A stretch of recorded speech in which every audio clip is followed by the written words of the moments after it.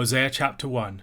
The word of the Lord that came to Hosea the son of Beeri in the days of Uzziah, Jotham, Ahaz, and Hezekiah, kings of Judah, and in the days of Jeroboam the son of Joash, king of Israel. When the Lord first spoke through Hosea, the Lord said to Hosea, Go, take to yourself a wife of whoredom, and have children of whoredom, for the land commits great whoredom by forsaking the Lord. So he went and took Gomer the son of Diblaim, and she conceived and bore him a son. And the Lord said to him, Call his name Jezreel, for in just a little while I will punish the house of Jehu for the blood of Jezreel, and I will put an end to the kingdom of the house of Israel. And on that day I will break the bow of Israel in the valley of Jezreel. She conceived again and bore a daughter, and the Lord said to him, Call her name No Mercy, for I will have no more mercy on the house of Israel to forgive them at all. But I will have mercy on the house of Judah, and I will save them by the Lord their God. I will not save them by bow, or by sword, or by war, or by horses, or by horsemen. When she had weaned No Mercy, she conceived and bore a son. And the Lord said, Call his name Not My People, for you are not my people, and I am not your God. Yet the number of the children of Israel shall be like the sand of the sea, which cannot be measured or numbered. And in the place where it was said to them, You are not my people, it shall be said to them, Children of the living God. And the children of Judah and the children of Israel shall be gathered together, and they shall appoint for themselves one head, and they shall go up from the land, for great shall be the day of Jezreel. Hosea is the first of the 12 minor prophets, which, running from Hosea to Malachi, conclude the Old Testament canon. Isaiah, Jeremiah with Lamentations, Ezekiel and Daniel are typically classed as the major prophets, while Hosea, Joel, Amos, Obadiah, Jonah, Micah, Nahum, Habakkuk, Zephaniah, Haggai, Zechariah, Malachi are referred to as the minor prophets, chiefly on account of their shorter length. While there are 12 books of the minor prophets, since before the time of Christ they were treated as a single book, the Book of the 12. The books within the book were divided from each other, but they belonged to a greater single book, and were volumes within it. In the writings of Ben Sira in the 2nd century BC, for instance, the 12 minor prophets are referred to in a manner that suggests that they were classed as a single text. In Acts chapter 7 verse 42, Stephen refers to the book, singular, of the prophets when citing Amos. Melito of Sardis in the 2nd century AD also refers to the 12 in one book. The ordering of the 12 volumes of the Book of the 12 varies in different textual traditions. Christian orderings of the 12 follow the order of the Masoretic text. The prophecies contained in the Book of the 12 cover a period of Israel's history from the first half of the 8th century BC to around the middle of the 5th century BC, addressing situations before and after the exile, moving from an emphasis on judgment to one of restoration. The Book of the 12 is held together by themes such as that of the Day of the Lord. Some scholars have also seen connections between the books and their current ordering, observing catchphrases that connect the beginning of books to the end of those that preceded them, although some of the volumes seem to have a more stable place within the larger book. For instance, Hosea chapter 14 verse 7 mentions the flourishing of the grain and the wine, but then Joel chapter 1 refers to the laying waste of the grain and the wine by the locust invasion. In Joel chapter 3 verse 16 we read, The Lord roars from Zion and utters his voice from Jerusalem. The exact same words are taken up in Amos chapter 1 verse 2. Hosea is one of the longest of the 12 minor prophets, with only Zechariah being longer than it. It is the first of the volumes of the Book of the 12 in both the Septuagint and in the Masoretic text. Not all of the books of the minor prophets can clearly be dated, but Hosea begins by giving us the period of Hosea's prophetic ministry. Hosea was a close contemporary of Isaiah, prophesying during the reigns of the same kings. Amos also prophesied during the reign of Uzziah, which suggests that Hosea might not have been the earliest of the minor prophets. Hosea lived during an exceedingly eventful period in the history of Israel and Judah. The power of Assyria rose rapidly under Tiglath-Pileser III to become the dominant force in the region. It would later overthrow the northern kingdom, and it almost overcame the southern kingdom of Judah too. As Assyrian power rose, the kingdom of Israel flourished for a time under Jeroboam II, as the Arameans were weakened and no longer troubled it. Israel's foreign policy was a fraught issue during this period, as it had to determine whether to throw in its lot with the Syrians or Arameans, or whether it had to do so with the Assyrians. Differences on this question seem to have contributed to the extreme political instability of Israel after the death of Jeroboam II. After his death, there were a number of kings in short succession. Around 738 BC, Pekah the king of Israel formed an alliance with Rezin the Syrian, a former enemy, and they attacked Judah and Jerusalem in the Syro-Ephraimite War around 733 BC. Ahaz of Judah appealed to Assyria for aid, and Tiglath-Pileser III defeated the northern kingdom and set up Hosea as an Assyrian vassal. However, after Tiglath-Pileser's death, Hosea rebelled and sought to align Israel with Egypt instead. The Assyrians came up against Samaria and the northern kingdom fell around 722 BC. Hosea's ministry spanned this period of immense upheaval. Hosea speaks to both the northern and the southern kingdoms, both Israel and Judah, within his prophecy, although his focus is more upon the north. Although the kingdoms were separate, the people were a single, albeit divided family, and even though they were at war with each other for some periods of Hosea's ministry, we should expect some sense of their kinship would always have been present. Although Hosea seems to have been a prophet operating chiefly in the north, it is the names of the kings of Judah that head the list of the kings during whose reigns Hosea ministered. Furthermore, Jeroboam II's reign ended around 746 BC, and Uzziah, Jotham, Ahaz, and Hezekiah all reigned during the period after that time in Judah, Hezekiah coming to the throne around 715 BC. It is possible that Hosea moved to the southern kingdom of Judah as things heated up for him in the north, as his message went contrary to the nation's foreign policy. Verse 2 introduces the first of the words delivered by the Lord through Hosea, likely around 750 BC, as it deals with the house of Jehu, which ended less than a year after the death of Jeroboam II. The opening 3 chapters of the book of Hosea contain elements of narrative and present the hero of the Book of the 12 with an arresting metaphor for the Lord's relationship with his people at its very opening. While several biblical prophets were instructed to perform various prophetic sign acts, perhaps none is so shocking as the one that Hosea was given here, taking a wife of whoredom. In this chapter, Hosea is commanded to perform actions by the Lord on 4 successive occasions. The first occasion, given in verse 2, outlines the Lord's commission to Hosea more generally. He must take a wife of whoredom and have children of whoredom. The wife of whoredom was a woman of sexual ill repute, whether on account of prostitution or something else. To marry such a woman would be shameful, and that shame would also affect the way that the children of the union would be regarded. It seems most likely that the children that were born were Hosea's own children, but they would have carried the deep stigma of being children of a whore. The power of the prophetic sign is seen in the relationship between this disgraced woman and the land, presumably thereby referring to the unfaithful Israelites. Throughout Scripture, adultery and idolatry are repeatedly related. The Lord entered into a covenant with Israel at Sinai, taking her as his bride, yet she had proven unfaithful to him. Such a metaphor for the Lord's relationship with Israel is developed at length in Ezekiel chapter 16, although no other prophet was given a commission so remarkable as that of Hosea here in order to illustrate it. Hosea obeys the Lord's commission by taking a woman called Gomer, the daughter of Diblaim, as his wife. When she conceived and bore a son, Hosea was instructed to name him Jezreel. Such naming of children as prophetic signs is also seen in Isaiah chapter 8 verses 3 to 4. And I went to the prophetess, and she conceived and bore a son. Then the Lord said to me, Call his name Maher-shalal-Hashbaz, for before the boy knows how to cry, my father or my mother, the wealth of Damascus and the spoil of Syria will be carried away before the king of Assyria. The name Jezreel probably relates to scattering. The valley of Jezreel was a strategic geographic location in the land of Israel in the north, giving access to its territory. Jezreel was also the site of Jehu's defeat of the Amorites, the house of Ahab. However, the blood of Jezreel would soon come back on the head of the house of Jehu, which would be cut off shortly afterwards.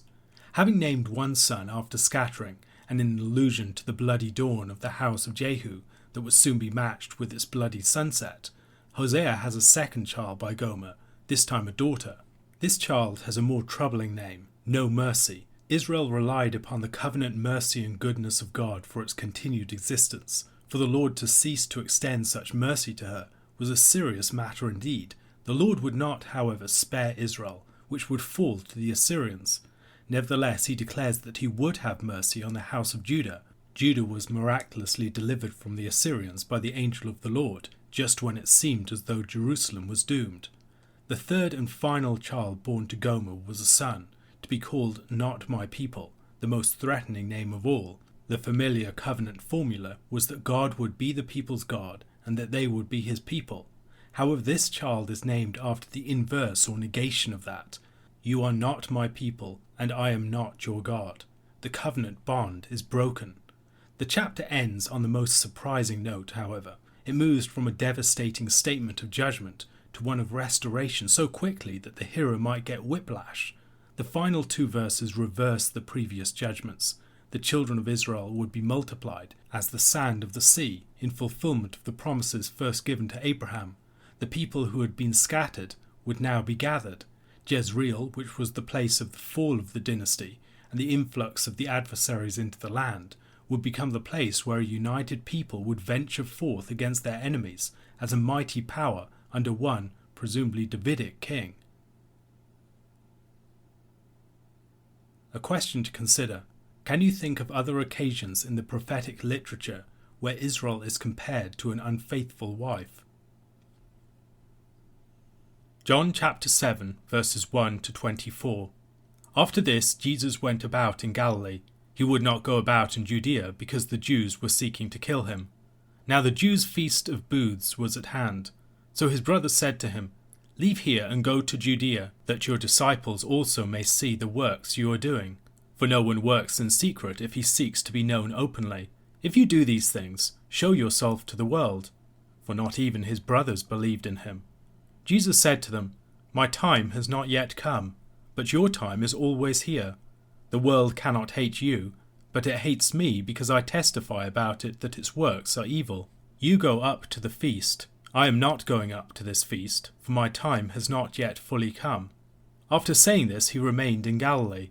But after his brothers had gone up to the feast, then he also went up, not publicly, but in private. The Jews were looking for him at the feast and saying, "Where is he?"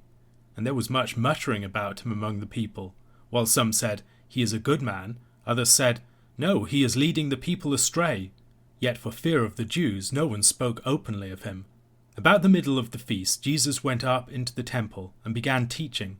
The Jews therefore marveled, saying, "How is it that this man has learning, when he has never studied?" So Jesus answered them, "My teaching is not mine, but his who sent me. If anyone's will is to do God's will, he will know whether the teaching is from God, or whether I am speaking on my own authority. The one who speaks on his own authority seeks his own glory, but the one who seeks the glory of him who sent him is true, and in him there is no falsehood. Has not Moses given you the law? Yet none of you keeps the law. Why do you seek to kill me?" The crowd answered, "You have a demon. Who is seeking to kill you?" Jesus answered them, "I did one work, and you all marvel at it. Moses gave you circumcision, not that it is from Moses, but from the fathers, and you circumcise a man on the Sabbath. If on the Sabbath a man receives circumcision, so that the law of Moses may not be broken, are you angry with me because on the Sabbath I made a man's whole body well? Do not judge by appearances, but judge with right judgment." The context of the events of John chapter 7 is provided by the Feast of Tabernacles or Booths. We'll see later on in some of the events and some of Jesus' statements that this background is important for understanding what he's doing. At this point, Jesus is generally operating in the context of Galilee, where he is facing opposition and rejection, as we see in this and the previous chapter. But in Judea, the Jews are trying to kill him. Again, it's worth remembering that the Jews are the Judeans and the Judean leaders in particular. And so the contrast between the Galileans and the Judeans plays out in this chapter and elsewhere. He's facing challenge within his own family as well. Jesus' mission is surrounded by family and relatives. His mother, characters like James and John, who seem to be his cousins. As we compare some of the details between the Gospels, this would seem to be the case. James, the son of Alphaeus, is quite likely Jesus' cousin. John the Baptist is a relative. The brothers of Jesus also become important in the early church. So this was a mission where he's surrounded by family members and opposition from family members and disbelief by family members. And this provides part of the precipitating events for this chapter. They're not necessarily directly opposed to him, but they don't believe in him or understand the nature of his mission or the Father's timing. The attempt to make him a king in the previous chapter is a typical failure to perceive the true nature of Jesus' calling. John's Gospel has a number of episodes that present the greater themes of Christ's ministry in embryo, and this is one of them. There's a surface message, a story of Jesus going down to the feast and speaking at the feast, but then there's a deeper significance. There's broader themes of openness and secrecy playing in this chapter, knowledge and lack of knowledge, origins and failure to perceive origins. Notice how many of Jesus' statements in the Gospel, and particularly perhaps in this chapter, are cryptic, requiring later revelation or events for their understanding. In the Gospel of John, as in the other Gospels, there is a theme of a messianic secret. Jesus hides his identity and reveals it only cryptically. The true character of his calling and his kingship will be revealed in time, but it will occur through the cross and the resurrection. And prior to those points, Jesus avoids a false revelation which would suggest that he is just associated with mere human earthly power. There are parallels perhaps to be observed with John chapter 2. Family members requesting signs, Jesus saying that his hour hasn't yet come, Jesus going on to perform the requested things secretly rather than more openly as was originally requested. There are, of course, contrasts. Jesus' mother is never described as failing to believe in him, as his brothers are at this point. The fact that Jesus says that he is not going up to the feast, or not yet going up to the feast, in verse 8, according to some translations, has provoked a number of questions. This seems to be, if not an explicit lie, an attempt to mislead. Jesus invites misconstrual of his meaning and purpose throughout the gospel, and perhaps it's worth thinking about the way that the messianic secret works in terms of themes of deception. Jesus does not give his full identity out. Earlier on in the Gospel in chapter 2, Jesus does not fully commit himself to people because he knows what's in man. And at this sort of point, Jesus is engaged in a veiling of his identity, a veiling of his intentions, a veiling of his destination. Why does Jesus do this? How can we justify these actions? Well, in part, I think it is worth recognizing that there are people trying to control Jesus' mission, trying to control his vocation, people who are trying to make him king by force, for instance. And his brothers have their own purpose and intention. They wish for Jesus to reveal himself openly and seek a particular type of power. And his commitment to his Father's mission involves a refusal to commit himself to them, a refusal to give himself into their hands and to their purposes. And so Jesus' deception or misleading at this point is legitimate. It's an attempt to prevent people from taking charge of his vocation, from stealing his vocation from the Father. He owes his Father his loyalty, not his human brothers. Jesus' identity at this point is clearly a matter of significant debate among the people and among the Jewish leaders. We can see all these divisions arising among the Jews on account of Jesus' identity. His teaching stands out, and as he speaks to the people, it's clear that he has not learnt this from a human teacher. He claims he has learnt it from his Father, the Father, not from other teachers or from any earthly father such as Joseph. He ends by referring to the healing of the man on the Sabbath in chapter 5. This is the work that they really seem to be opposing him for the last time he was in Jerusalem. And he talks about the way in which a small part of the body can be removed in circumcision, and that can take precedence over the refusal to work on the Sabbath. And yet he heals a man's whole body, and yet they oppose him for it.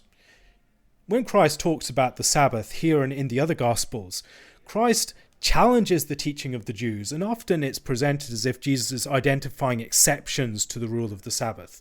But Jesus seems to be going further than that. Jesus is presenting the true intent of the Sabbath. that the Sabbath is made for man, and to make a man whole on the Sabbath is not merely a valid or legitimate exception to the law of the Sabbath. It's a fulfillment of it. This is the intent that God had, that man would be restored and made whole by the Sabbath. And so healing on the Sabbath is not just a valid exception, but a true fulfillment of what God's Sabbath means, what God's coming kingdom means, the restoration of humanity, the establishment of humanity in God's grace. One question: where do you see John's greater themes of legal witness and authority surfacing in this passage?